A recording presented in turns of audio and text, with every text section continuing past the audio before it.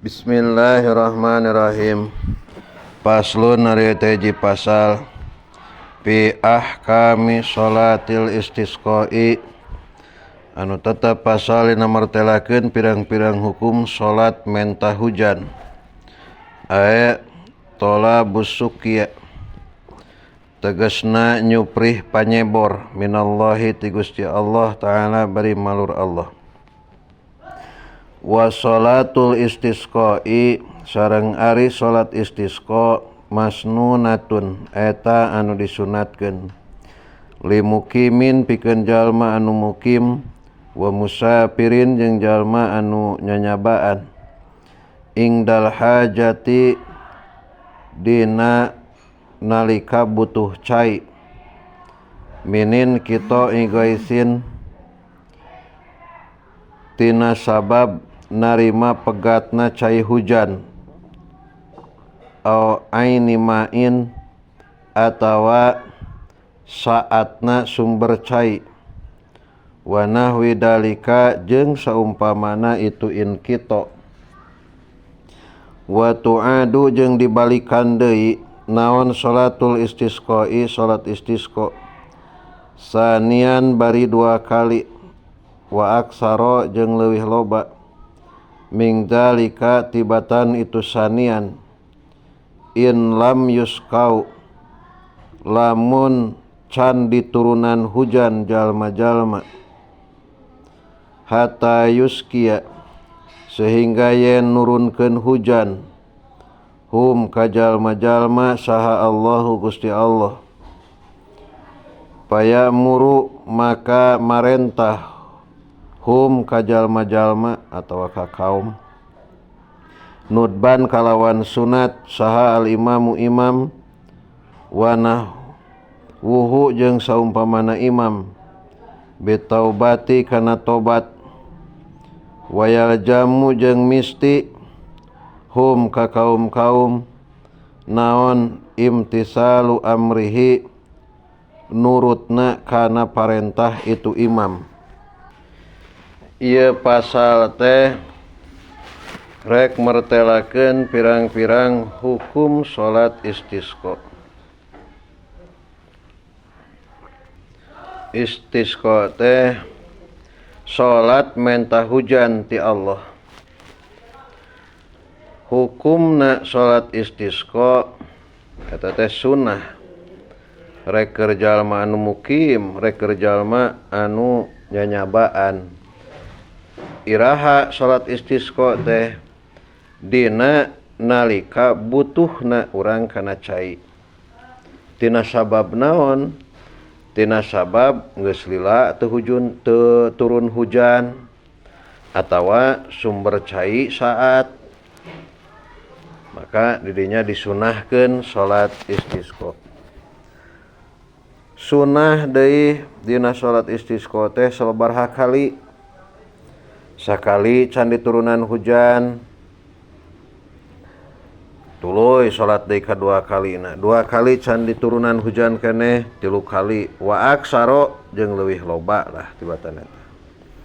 Jadi simpulna mah salat istisqa teh ku sabab halodo atawa saat sumber cai.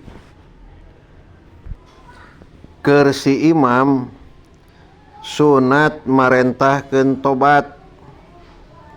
ka para jamaah kaum muslimin. Jeung si jamaah kaum muslimin wajib turut kana parentah imam.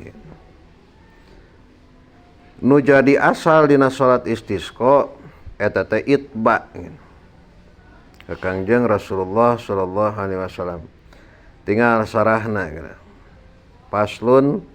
fi ahkami sholatil istisqai wa ma yata'allaqu biha. Wal aslu jeung ari nu jadi asal piha dina sholatul istisqa al itba'u eta anut ka Kangjeng Nabi sallallahu alaihi wasallam. Wastanasu jeung ngabubungah ulama laha kana itu sholatul istisqa biqauli kaldawan Allah ayat wa idastasqa wa idistasqa jeung dina mangsa nyupri hujan saha Musa kangjeng Nabi Musa liqaumihi pikeun kaumna Nabi Musa. Terus kahanapna wasuriat jeung disyariatkeun naon salatuhu salat itu istisqa pisanati dina taun as-sadisati anu kagenep minal hijrati tina taun hijrah. Wa aqalluhu jeung ari pangsaeutikna itu istisqa bimutlaqi du'ai eta tetep kalawan mutlakna ngadua.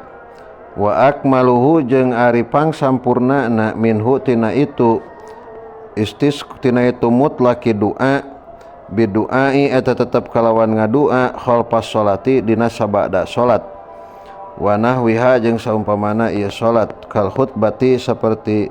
khutbah. Qauluhu talabus suqya minallah hadza ari talabus suqya tafsirun eta mertelakeun lima nahu kana manana istisqa syar'i as-syar'i anu bangsa syara. Lakinnahu tetapina musannif hadapa eta ngabuang musannif minhu tina itu maknahu syai'an kana hiji perkara.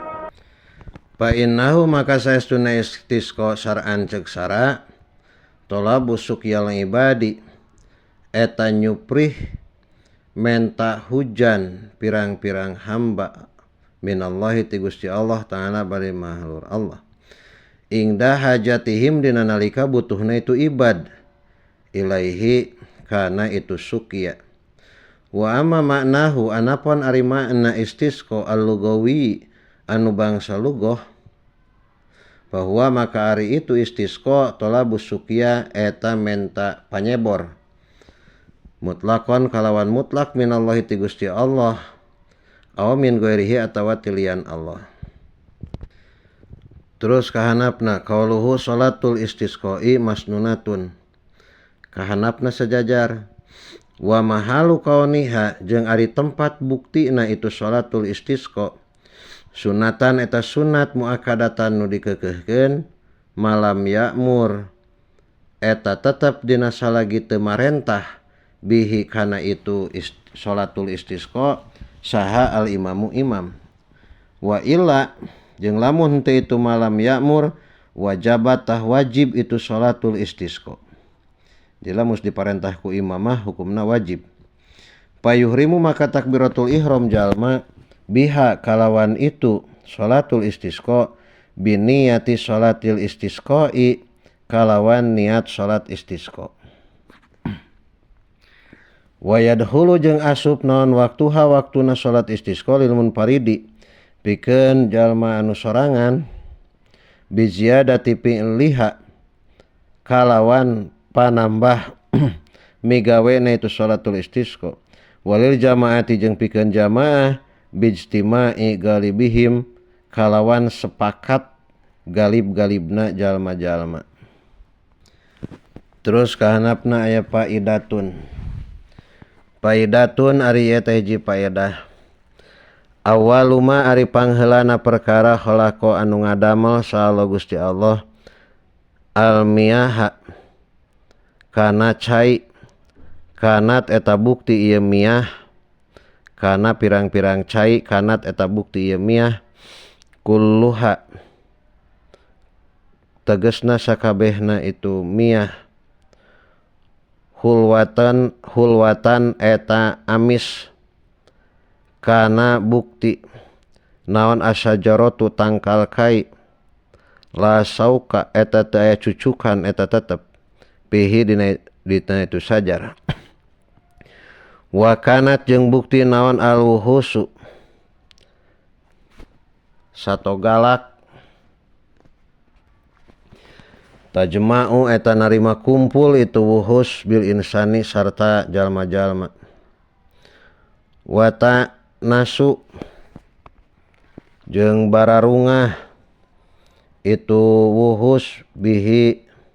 kalawan insan. Palama qatala samang-samang maka dina samang-samangsa ngabunuh saha qabilu qabil habila ka habil malihat tah jadi asin naon almiyahu pirang-pirang cai ilama kajaba perkara qala nu saeutik ieu emak wanubita jeung dijadikeun naon asuku cucuk wa harabat jeung kabur jadi lingas deui naon alwuhusu pirang-pirang sato lingas atau sato galak minal insani ti manusia wa qalat jeung nyarita itu wuhus alladzi ari jalma yaktulu anu ngabunuh alladzi akhahu kadulurna alladzi la yu'minu eta henteu iman itu alladzi qauluhu wa tu'adu ayatu tukarroru tegasna dibalikan deui itu salatul istisqa ay bil kayfiyati kalawan tata cara al atiyati nu bakal datang minas saumi nyatana tina saum wa ghairihi jeung lian saum in lam tusaddad lamun teu jadi banget naon al hajatu kabutuh ilaiha kana itu salatul istisqa wa illa jeung lamun ieu henteu ieu in lam tusaddad uidat tah dibalikan deui naon salatun salat wahdaha bari wungkul salat pain suku maka lamun dipaparin jalma-jalma qoblaha dina samena salat ijtami'u jadi memeh salat istisqa geus turun hujan tah narima kumpul jalma-jalma li syukrin pikeun syukuran wa du'ain jeung ngadua wa shallu jeung salat jalma-jalma wa khotobah jeung khutbah lahum pikeun jalma-jalma saha al imamu imam syukrallahi karena syukuran ka Allah ta'ala bari marul Allah wa talaban jeung karena nyuprih lil majidi kana panambah ti Allah kana tambah-tambah qala ngadawuh Allah ayat la in syakartum la azidannakum wa in suku jeung lamun diturunan hujan jalma-jalma piha dina itu salat atamu tah nyampurnakeun jalma-jalma ha kana itu salat. Terus kahanap jajaran kagenap tihanap qauluhu bitaubati wa hiya jeung ari ieu tobat lugotan ceuk lugot arruju'u eta balik deui min taba dicokot tina lapad taba idza raja'a di mana-mana balik jalma wa syar'an jeung ari tobat ceuk syara al iqla'u eta ngeureunnan atawa nyabut al iqla'u eta ngeureunnan minad danbi tina dosa wan nadamu jeung nalangsa kaduhung cukurang manadam teh wa nadamu jeung kaduhung alaihi netepan kana itu danbun wal ajmu jeung ngajam ala alla yauda kana yen moal balik deui jalma ilahi kana itu danbun parkanuha maka ari pirang-pirang syaratna itu tobat salah satun eta aya 3 paingkanat maka lamun bukti naon adan bu dosana muta'alliqon eta anu ta'alluq cumantel bihaqqin kalawan kana hak adami nu bangsa Adam pala budak tah misti minal baro'ati tina lulubaran minhu ti itu Adam biadain ku mayar au ibroin atawa ngalubarkeun wa yustaratu jeung disyaratkeun naon alla yugorgiro yen ulah kaburu sakarat jalma wa alla tatla'a jeung yen ulah wa kabijil naon asam supanon poe min maghribiha tina tempat surupna itu samsu jadi ulah geus sakarat karek tobat tuh matahari geus belah kulon karek tobat teu bisa eta mah jadi syarat tobat mah ayeuna keur hirup keneh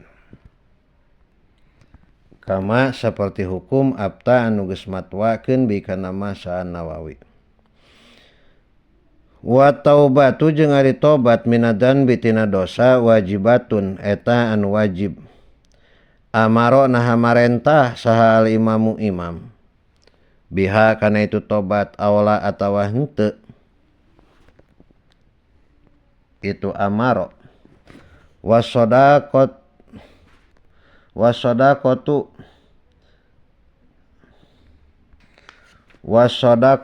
atap kana tadi bitaubati jeung nitah kana sodakoh imam marentah kana sodakoh wal huruji jeung marentah kaluar minal madolimi tina pirang-pirang padoliman lil ibadi ka pirang-pirang hamba wa masalihatil a'dai jeung marentah kana silih bereskeun pirang-pirang permusuhan wasiyami salasati ayamin jeung marentah kana puasa tilu pirang-pirang poe qabla mi'adil khuruji dina samemeh mangsana perjanjian kaluar payakunu maka bukti itu saum bihi sartana itu mi'ad arba'ata ayamin eta opat pirang-pirang poe. Masalah migawe tobat eta mah hukumna wajib rek dititah ku imam atawa henteu. Tuluy si imam marentahkeun kana gawe sedekah jeung supaya kalaluar tina rupa-rupa padoliman sarta imam kudu ngabereskeun permusuhan supaya ulah loba pacekcokan. Tuluy deui si imam kudu ngagegereh nitah puasa 3 poe dina samemeh salat. Atuh jadina puasa teh 4 poe jeung hari hakna. Umpama ayeuna teh poe Senen. Rek migawe salat umpamana poe Kemis. Umpamana cek imam teh ti mimiti ayeuna poe Minggu ayeuna mah isukan poe Senen. Tayana teh imam umpamana ngumumkeun isukan parwasa engke poe Kemis urang salat istisqa. Jadi puasana teh Senin, Salasa, Rebo 3 poe tah. Tuluy hari hakna poe Kemisna eta oge puasa. Jadi 4 poe gitu puasana teh. Tinggal masalihul a'dai jalan ka-10 ti luhur. Pi adawatin tegasna dina permusuhan. Lighairillahi kasalian Allah Ta'ala. Amal adawatulillah anapun ari permusuhan nilai ka Allah Ta'ala pala ba'sa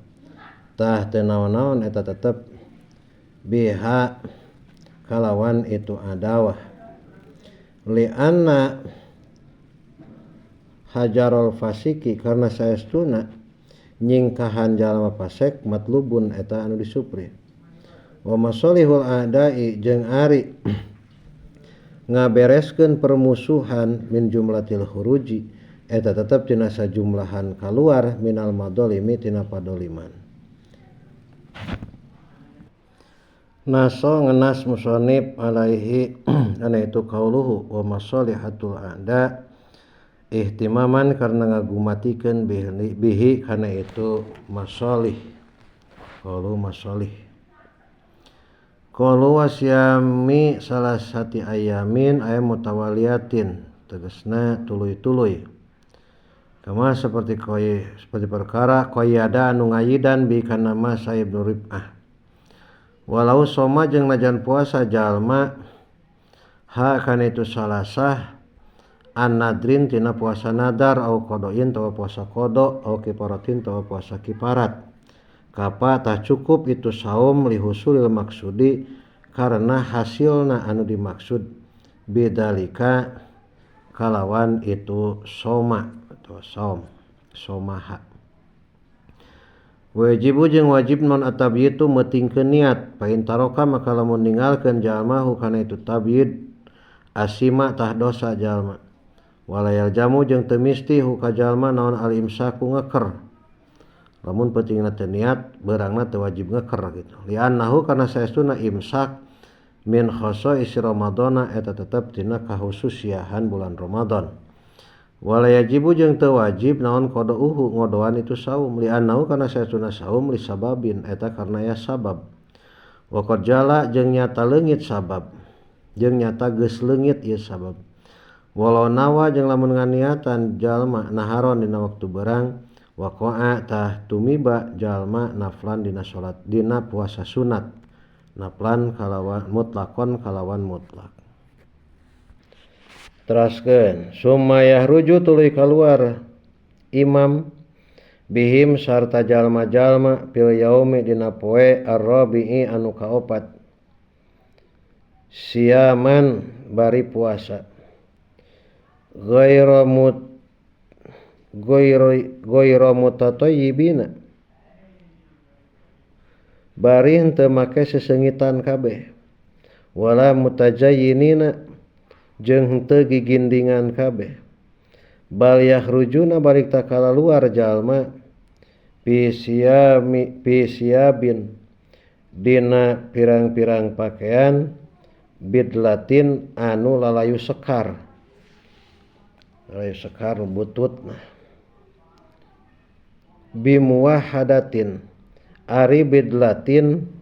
eta tetep kalawan ba anu dititikan maksuratin anu dikasrohkeun dibaca bid wazalin jeung make dal mu'jamatin anu dititikan sakinatin anu sukun ma yulbasu ya ma ari itu bidlah eta perkara yulbasu anu dipake ieu ma min siyabil mahanati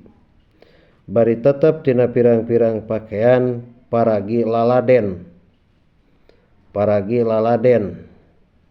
waktal amali dina waktu digawe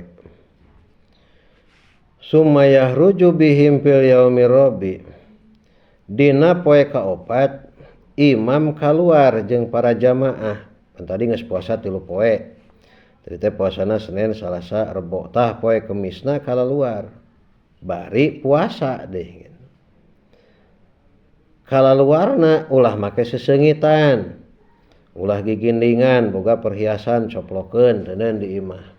malah baju oge ulah baju nu aralus tapi baju anu paragi sapopoe we mun awewe mah daster umpamana nu kararitu lah tingali sarahna qalu ghairu mutatayyibina pala yusanu maka teu disunatkeun naon tatyibun make sesengitan wala tazinun jeung teu disunatkeun gigindingan bal yakunu balik tabukti jalma as-asa eta ngusut ngarudin ngusut agbaro anu kuleuheu agbaro teh harti asal mah kekebul pinuh ku kekebul kuleuheu lah li annahu karna saestuna ieu as jeung akbar aqrabu eta leuwih ngadeuketkeun lil ijabati kana diijabah qaluhu bal yahrujuna fi siyabin bidlatin siyabin tegasna pakaian mubtadilatin anu hina bahwa maka ari itu yakhrujuna fi siyabin badlah min idopatil mausuf ila sifat wa hikmatu dalika jeung ari hikmahna itu yakhrujuna fi siyabin bidlah annaha eta saestuna itu siyabin bidlah tus'iru eta merenyaho ieu siyabin bidlah bil maskanati kana miskin wal faqati jeung banget butuh wa talabi jeung nyuprih wal isti'tafi jeung kawelas wa zalika jeung ari itu bil maskanati wal faqati ilaih aqrabu eta leuwih ngadeuketkeun ilal ijabati kana diijabah wa yadhabuna jeung arinit jalma-jalma min tarikin tina hiji jalan wa yarjuna jeung baralik itu nas min tarikin tina jalan akhara anu sejen musatan bari anu laleumpang pi dihabihim dina berangkatna jalma-jalma in lam yasuko lamun teu mayahkeun itu musah alaihim ka jalma-jalma la hupatan ulah nyeker wala maksupina jeung ulah nu ngabukakeun kabeh wala maksupina ra'si jeung ulah mukakeun sirah fa inna dalika maka saestuna ieu hupatan wala maksufin makruhun eta dimakruhkeun wastikanatin jeung kudu husu aya husuin tegasna husu wa tadaruin jeung DP-DP aya huduin tegasna DP-DP wa tadalulin jeung handap asor atau rendah diri wa tadalulin jeung rendah diri ngarasa hina wa yakhrujuna jeung kalaluar ma'ahum sartana jalma-jalma saha asyibyanu pirang-pirang budak leutik wasuyuhu jeung pirang-pirang kolot wal azaiju jeung pirang-pirang nini-nini wal bahaimu jeung pirang-pirang sato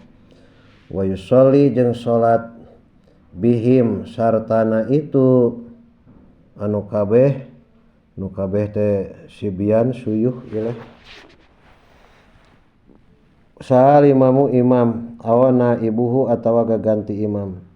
rakaataini kana 2 rakaat ka salatil idaini saperti salat lebaran 2 bi kaifiyatihima dina tata carana itu salat dina tata carana itu rakaatain minal ibtitahi nyatana tina maca doa ibtitah wa ta'awudi jeung maca ta'awud wa takbiri jeung maca takbir sab'an kalawan 7 kali bir rakaati dina rakaat al ula anu kahiji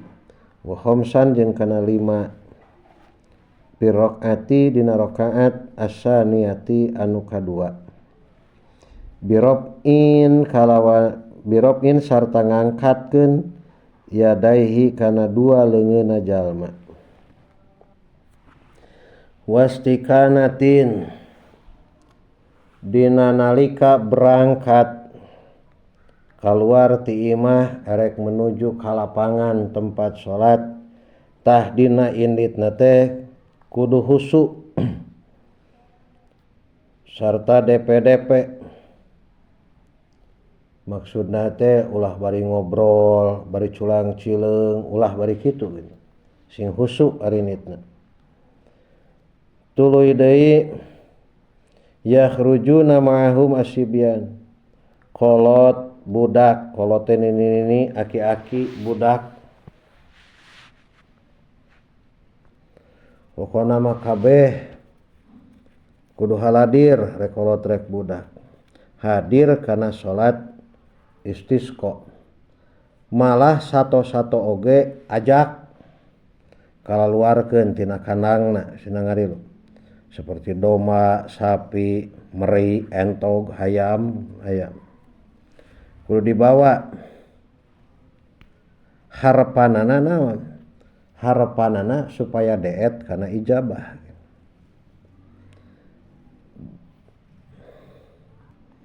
sarahna heula tinggal qauluhu wa yahrujuna mau musibyan naon sababna pangna budak leutik kudu diarajak li annahum karna saestuna sibyan ladan ba eta teu aya dosa eta tetep alaihim kaitu sibyan dukuron eta lalaki kanu bukti itu sibyan au unasan atawa awewe walau ghairu mumayyizina jeung najan encan hideng kabeh wa ujratu hurujihim jeung ari buruhan kaluarna itu sibyan fi malihim eta tetep dina hartana itu sibyan ingdal alamah aramli wa fi maliman jeung dina harta jalma alaihi anu eta tetep mistikaman napaqatuhum ari nganapakahan itu sibyan ingdal alamati tegasna Ibnu Hajar tuluy ka handapna sajajar tengah-tengah aya qauluhu wasuyuhu wal ajaiju ae li anna du'aahum karna saestuna du'ana yasuyuh wal ajaij akrabu eta leuwih deukeut ilal ijabati kana diijabah fa innahum karna saestuna itu suyuh araku eta leuwih lembut nawanana kuluban hatena min ghairihim ti salian itu tibatan lian itu suyuh wal ajaij. Tinggal 233 jajaran kaopat ti luhur aya wahukia jeung dihikayatkeun naon anna nabiyan saestuna hiji nabi ieu keur nguatan bahwa nu kaluar teh lain suyuh jeung nini-nini unggul tapi oge wal bahaim jeung sato tapangna sato di kalaluarkeun sina ngilu salat istisqa aya hikayat kieu ana nabiyan saestuna hiji nabi minal anbiya'i ti para nabi kharaja eta kaluar ieu nabiyan yastaski nyuprih panyebor ieu nabiyan li qaumihi pikeun kaumna ieu nabiyan paidan tah dina nalikana ieu yastaski huwa ari itu nabiyan binamlatin eta papanggih jeung hiji sireum ropaat anu ngangkat ieu namlah ba'do qawaimiha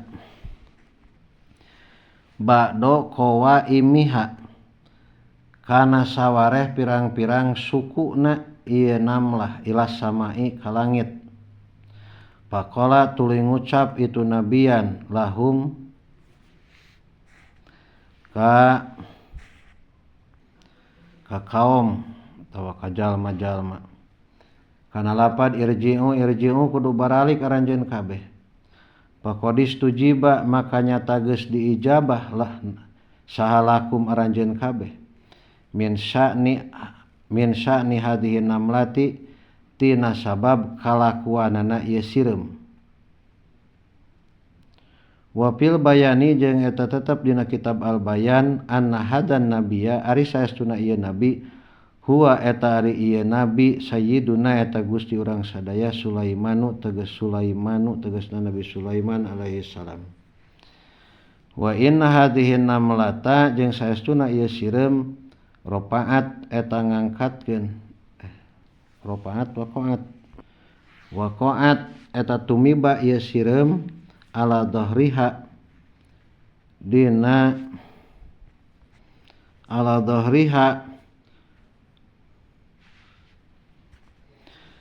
waqaat eta nibakeun itu namlah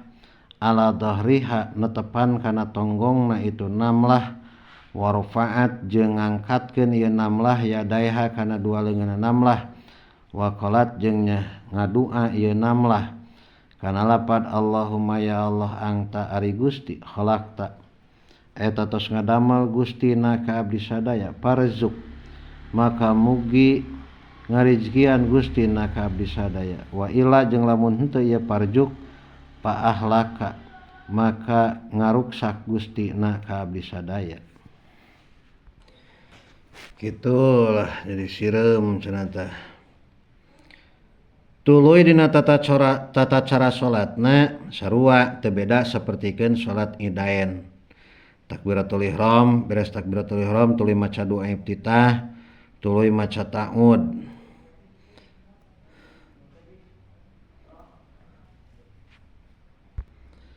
ngan memeh maca ta'ud teh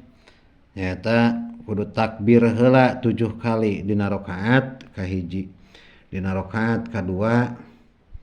takbirna 5 kali teu beda lah sapertikeun salat Id jadi miti takbiratul ihram Allahu akbar tuluy doa iftitah beres doa iftitah Allahu akbar rakaat kahiji 7 kali rakaat kadua 5 kali tanggeus beres